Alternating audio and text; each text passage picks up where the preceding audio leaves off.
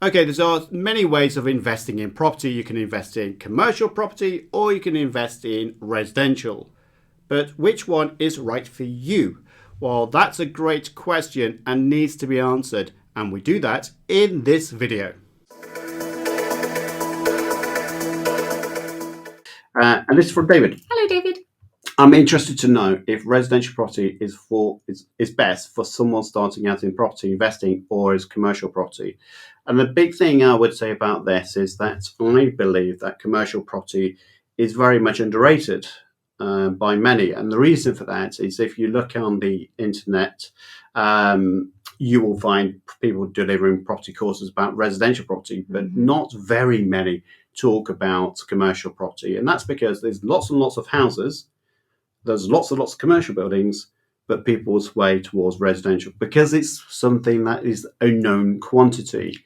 And most people have lived in a home, so they understand it better. Yeah, exactly. So I would say that's a really strong reason why a lot of our clients first dip their toe in property, or when they first dipped their toe, it would have been in residential property rather than in commercial.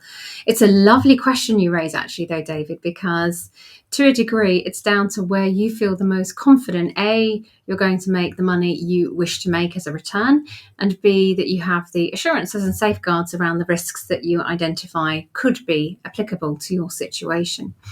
There are lots of pros and cons to each, never mind the tax points.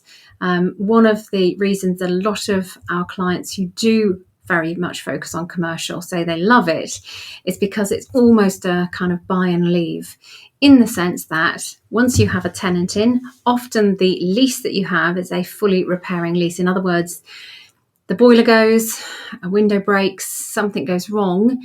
It is the tenant's responsibility, and it must be from the tenant's pocket that is corrected. And then at the end of the tenancy, when they walk away, you go and survey it and basically bill them for any expenses that need to be incurred to bring it back to the standard it was at when you first let it to them. So commercial leases tend to be a much more kind of almost lock and leave. You buy it, you lock it in, and then you leave it alone once the tenant's in. Yeah. And just on that side as well, you won't get people phoning in at 2:00 in the morning when they've had too much drink. A, lost the keys, or someone's eaten their sausage roll, which we've had before.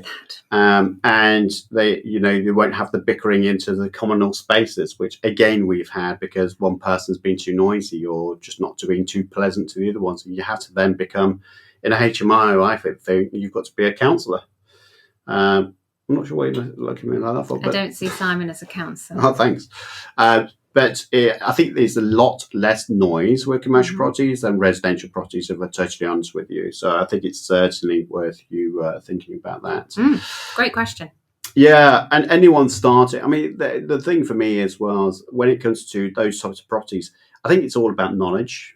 I don't think it's one risky than the other one, if I'm totally honest with you. If you go for the wrong kind of properties, then I think you could get the wrong kind of assets, but you could get the wrong type of assets in whatever you do. Cryptocurrency we've seen go boom and pop.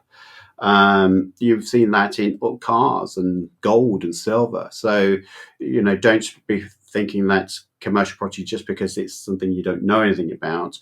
Equip yourself with good knowledge, and then that way it should help you out with that.